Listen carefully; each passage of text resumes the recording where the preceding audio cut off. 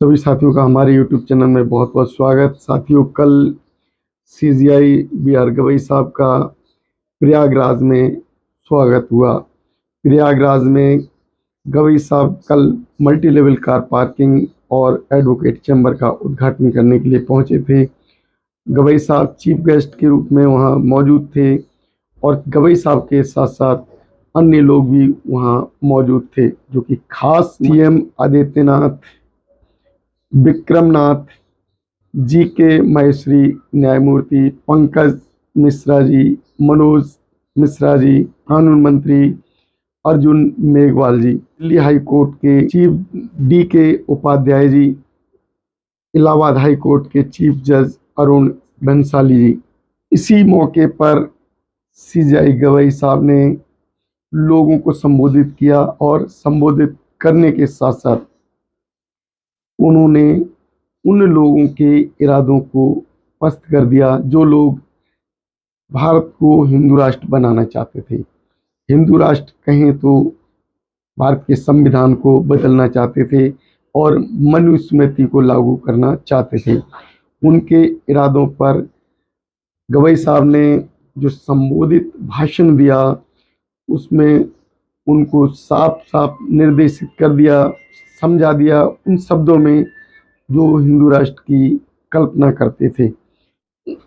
गवई साहब ने केशवानंद भारती फैसले का जिक्र किया, याद दिलाया उन्होंने केशवानंद भारती के उस फैसले को। 1973 में सुप्रीम कोर्ट के द्वारा केशवानंद भारती का फैसला सुनाया गया था। सबसे बड़ी बेंच जो भारत की अब तक की सबसे बड़ी बेंच, जो 13 जजों की बेंच बनी और केशवानंद भारती के इस फैसले को सुनाया गया। केशवानंद भारती का जो फैसला था वो भारत के लिए स्वर्णिम यादगार फैसला माना जाता है।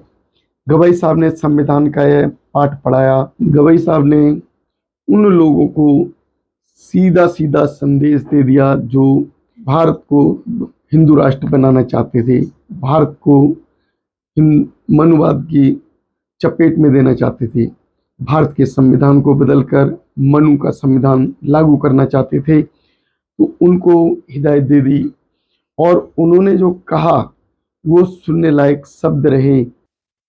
गवई साहब ने संविधान बदलने की बात करने वाले लोगों को संविधान का पाठ पढ़ाते हुए कहा, संसद को संविधान में परिवर्तन करने का अधिकार है, संविधान के ढांचे को बदलने का उन्हें अधिकार नहीं है।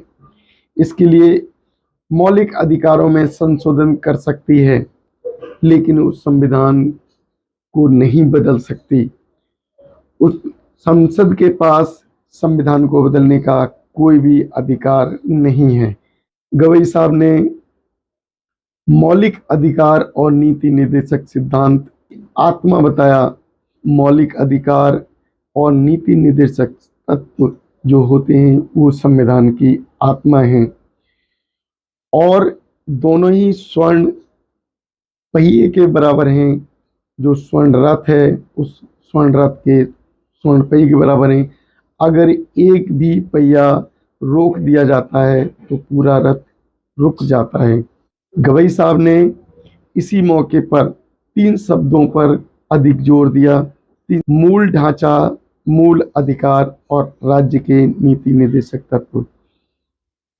मूल ढांचा जो कि संविधान को मूल रूप में जो बनाया गया वो मूल ढांचा है।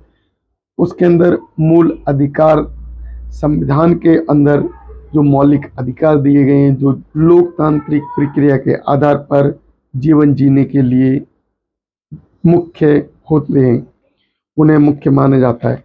उसके बाद फिर राज्य के नीति निर्देशक तत्व। संविधान में राज्य के नीति निर्देशक तत्वों को भी उन्होंने महत्व दिया। मंच पर नीति निर्देशक तत्वों की भी बात की और इसी संविधान के वजह से भारत में लोकतंत्र है, उन्होंने क्लियर शब्दों में बता दिया। अगर कोई भी व्यक्ति इन संविधान के मौलिक अधिकारों में, नीति निर्देशक तत्वों में जो जीवन जीने के लिए मुख्य होते हैं, उनमें छेड़छाड़ करता है, सुप्रीम कोर्ट जाकर अपील कर सकता है, संविधान के अनुच्छेद 33 के अंतर्गत आती है। संसद के द्वारा बनाए किसी भी कानून को लोकतंत्र विरोधी अगर पाया जाता है तो सुप्रीम कोर्ट उसमें अपना फैसला देता है।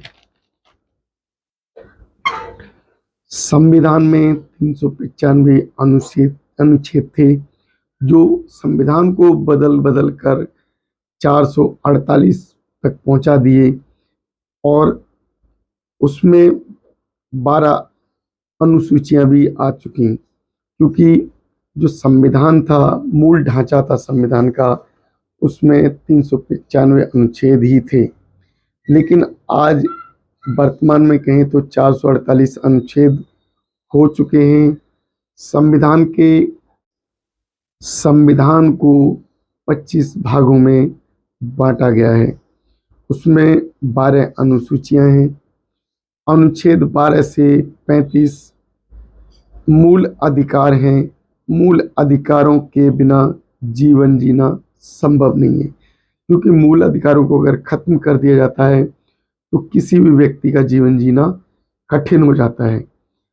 अगर किसी को बंधक बनाया जाता है और उससे मूल अधिकार छीन लिए जाते हैं तो मूल अधिकार उसके जीवन के लिए जरूरी है, उनको नहीं छीना जा सकता। इसके अलावा जो संविधान को एक उत्तम बनाने के लिए उसके अंदर जो राज्य के नीति निर्देशक तत्व डाले गए थे, उन राज्य के नीति निर्देशक तत्व, क्योंकि उस समय वर्तमान में देश की परिस्थितियां उत्तम नहीं थीं, उन्हें लागू नहीं किया गया था, तो वो अधूरे रह गए थे।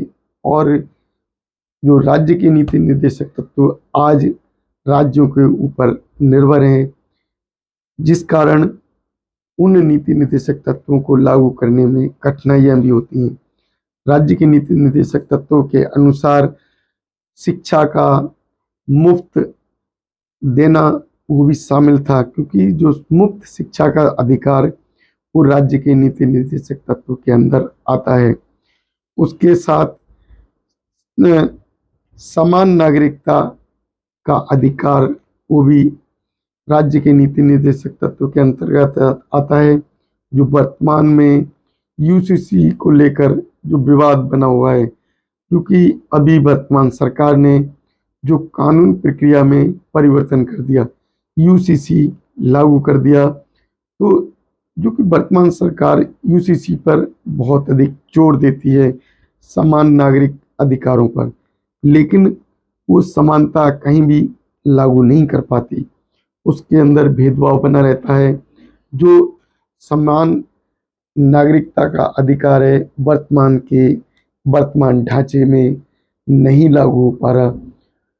जो अभी हम देखते हैं कि जगह जगह घटनाएं घटित होती हैं और भेदभाव होता है, वो समान नागरिकता का विरोधी आ जाता है, क्योंकि इस तरीके के जो राज्य की नीति निर्देशक तत्व हैं उनमें परिवर्तन करना बाकी था, जो परिवर्तन रह गया।